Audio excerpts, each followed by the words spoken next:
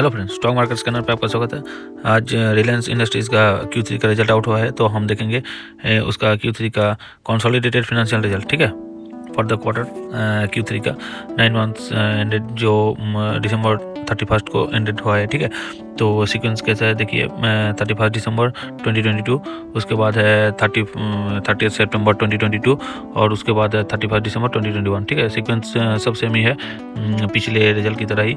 तो देखिए, पहले हम देख लेते हैं टोटल इनकम। टोटल इनकम देखिए कितना है, फिगर बहुत ही बड़ा है, 2,23,739 करोड़, बहुत ही बड़ा फिगर है। सभी फिगर है करोड़ में। ठीक है, यह है दिसंबर क्वार्टर का। उसके बाद क्या है, 2,36,377 करोड़। तो देखिए इनकम में थोड़ा सा गिरावट हुआ है। पहले था 2,36,000, अभी है 2,23,000, मतलब 13,000 का गिरावट हुआ है। और पिछले साल इसी क्वार्टर में कितना था, 1,95,000। तो ईयर ऑन ईयर इंक्रीज हुआ है इनकम, लेकिन क्वार्टर ऑन क्वार्टर थोड़ा सा गिरावट हुआ है 13,000 का। ठीक है, थोड़ा सा मतलब बड़ा कंपनी है, इनकम भी बहुत ही बड़ा है, लाखों करोड़ में इनकम होता है, तो उसके रिस्पेक्ट में थोड़ा सा गिरावट हुआ है, लेकिन ईयर ऑन ईयर इंक्रीज बहुत ही हुआ है। ठीक है, उसके बाद चले आते हैं हम अभी टोटल एक्सपेंसेस में। तो देखिए एक्सपेंसेस में दिसंबर में एक्सपेंसेस कितना था, 2 लाख करोड़ एक्सपेंसेस था। हम जो उसके बाद का जो टोटल फिगर हम ले लेते हैं। ठीक है, तो दिसंबर क्वार्टर में था 2 लाख, टोटल फिगर ले लेते हैं। और सितंबर क्वार्टर में कितना था, 2,15,000। तो अप्रॉक्स हम इसको अगर टोटल पकड़ लेते हैं तो आ जाता है 2,16,000। ठीक है, तो देखिए कंपनी ने अच्छा काम किया है, तो एक्सपेंस घटाया है। देखिए 2,15,900 से लगभग 2,16,000 से उसको घटाकर 2 लाख में ले आया है। ठीक है, तो एक्सपेंसेस लगभग 15,000 या 16,000 करोड़ घटाया है। ठीक है, और पिछले साल इसी क्वार्टर में कितना था, 1,73,000। तो ईयरली तो एक्सपेंसेस बढ़ा है, वो तो बढ़ेंगे ही, इनकम बढ़ा है तो एक्सपेंसेस बढ़ेंगे, क्योंकि रॉ मटेरियल कॉस्ट वो तो बढ़ा है, एक्सपेंसेस तो बढ़ेंगे ही। और क्वार्टरली देखें तो बहुत ही अच्छे काम किए हैं, एक्सपेंसेस को घटाए हैं। ठीक है, तो अभी हम टोटल इनकम से अगर टोटल एक्सपेंस को निकाल दें, अगर इसको माइनस कर दें, तो हम क्या पाएंगे, profit before share, profit loss जो भी निकल आते हैं, तो हम देखेंगे कितना प्रॉफिट आता है। तो देखिए इसी दिसंबर क्वार्टर में आते हैं 23,000 का प्रॉफिट निकल के आते हैं। ठीक है, तो सितंबर क्वार्टर में कितने आए थे, 20,400। तो इजाफा हुआ है क्वार्टर ऑन क्वार्टर। और इसी क्वार्टर जो पिछले साल था 21 में, तो कितना था, 22,250। तो देखिए ईयरली थोड़ा सा इंक्रीज हुआ है, थोड़ा सा माइनर, इतना बड़ा कंपनी है, इतना इनकम होता है, तो उसके रिस्पेक्ट में ये प्रॉफिट मार्जिनल है थोड़ा सा, लेकिन क्वार्टर ऑन क्वार्टर बड़ा है, इंक्रीज हुआ है। देखिए लगभग 3,000 करोड़ का प्रॉफिट इंक्रीज हुआ है। ठीक है, तो उसके बाद हम आएंगे profit before exceptional item and tax. तो देखिए यहाँ पे कितना आता है, थोड़ा सा शेयर ऑफ प्रॉफिट इसको ऐड कर ले, उसके पिछले जो कॉलम है उसमें, तो वो अगर ऐड हो जाता है तो देखिए 23,072 करोड़ हो जाता है। ठीक है, दिसंबर क्वार्टर में। और उससे पहले सितंबर क्वार्टर में कितना होता है, 20,379। तो देखिए ये भी थोड़ा सा बड़ा है। और यही पिछले साल कितना था, 22,391। तो देखिए ये इसको मिला के भी देखते हैं तो ईयर ऑन ईयर और क्वार्टरली दोनों में ही इजाफा हुआ है। अभी चले आते हैं हम प्रॉफिट बिफोर टैक्स। तो प्रॉफिट बिफोर टैक्स हम देखेंगे यहाँ पे दिसंबर क्वार्टर में 23,072 करोड़। ठीक है, सितंबर क्वार्टर में कितना है, 20,379 करोड़।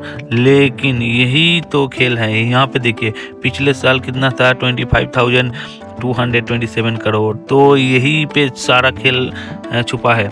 देखिए ईयर ऑन ईयर अभी इस फिगर को अगर अभी से मैच करे इसी क्वार्टर के साथ, तो देखिए अभी ये डाउन हो जाता है, ये कम हो जाता है। पिछले साल इसी क्वार्टर में था 25,000, अभी हो जाता है 23,000, तो ये कम हो जाता है। क्यों पिछले साल का कॉलम देखिए, ऊपर का कॉलम देखिए, ये कौन सा है, एक्सेप्शनल आइटम। ये एक खतरनाक चीज़ है, नेट ऑफ टैक्सेस। तो यहाँ पे देखिए 2,836, ये तो उसके साथ अगर ऐड हो जाता है तो देखिए पूरा फिगर ही चेंज हो जाता है। ठीक है, तो ये अगर चेंज हो जाता है तो इसके लिए देखिए लास्ट जो आइटम बचा है, प्रॉफिट फॉर द पीरियड, जो नेट प्रॉफिट होता है, तो वहाँ पे देखिए इसी दिसंबर क्वार्टर में कितना है, 17,806। सितंबर क्वार्टर में कितना था, 15,512। ईयर ऑन क्वार्टरली ये तो इंक्रीज हुआ है, लेकिन ईयर ऑन ईयर देखिए, ईयरली 20,539। वहाँ से देखिए पिछले साल से देखिए बहुत ही कम। तो अगर हम इसी को नेट प्रॉफिट को अगर कैलकुलेट करें तो देखिए तो रिजल्ट बहुत ही ख़राब है। तो इन्वेस्टर जो है, जो ट्रेडर लोग हैं, अगर इसी को देख के अगले सेशन जो मंडे में आएंगे, तो अगर ये ट्रेडिंग करे, अगर ये इन्वेस्टिंग करे, तो अगर मार्केट में ट्रेडिंग होता है तो क्या इफेक्ट पड़ेंगे, क्या इम्पैक्ट पड़ेंगे रिलायंस के शेयर के, तो आप खुद ही सोच सकते हैं कि ये नेगेटिव इम्पैक्ट पड़ेंगे। ये आप आंख बंद करके ठान लीजिए कि ये रिलायंस के शेयर में रेड कैंडल होंगे और गैप डाउन ओपनिंग होंगे। ठीक है, तो ये तो बच्चे भी बोल सकते हैं। ठीक है, यही देखेंगे। अगर आप न्यूज़ में देखेंगे तो न्यूज़ में भी यही दिखाएंगे, प्रॉफिट फॉर द पीरियड, यही कॉलम को दिखाएंगे। क्योंकि यहाँ पे जो एक्सेप्शनल आइटम है ना, यही ऐड हो के ये जो पिछले साल का प्रॉफिट देखिए, प्रॉफिट बिफोर टैक्स, ये इंक्रीज हो जाता है। और अगर ये इंक्रीज हो जाता है तो यही रिफ्लेक्ट होता है प्रॉफिट फॉर द पीरियड में। अगर ये यहाँ पे रिफ्लेक्ट होता है तो देखिए दिसंबर क्वार्टर पिछले क्वार्टर के मुकाबले कम हो जाता है प्रॉफिट। तो अगर प्रॉफिट कम हो जाता है तो प्रॉफिट का मार्जिन भी कम हो जाता है।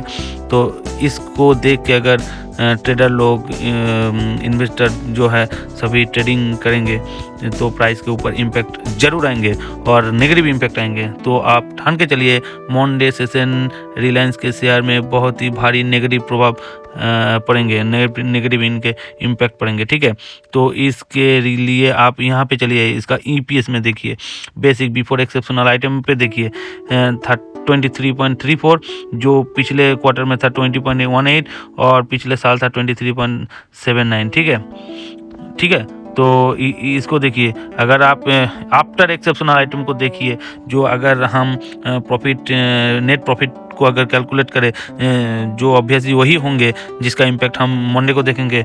तो आफ्टर एक्सेप्शनल आइटम यहाँ पे देखिए EPS को, तो देखिए EPS यहाँ पे दिसंबर क्वार्टर में आ जाता है 23.34, जो सितंबर क्वार्टर में है 20.18 और दिसंबर क्वार्टर पिछले साल था 28.08। तो मैसिव डाउनफॉल हुआ है 28 से 23। तो अगर यही रिपोर्ट के बेसिस में ट्रेडिंग होता है मंडे को, तो भारी गिरावट होंगे मंडे को रिलायंस के शेयर में। ठीक है, तो आशा रखता हूँ कि ये वीडियो आपको पसंद आएंगे। ठीक है, तो जब तक नया वीडियो नहीं आते हैं तब तक इसी वीडियो को देखिए, लाइक करिए, कमेंट करिए और दोस्तों के साथ या रिश्तेदारों के साथ शेयर करिए। ठीक है, अच्छे रहिए, खुश रहिए। थैंक यू, जय हिंद।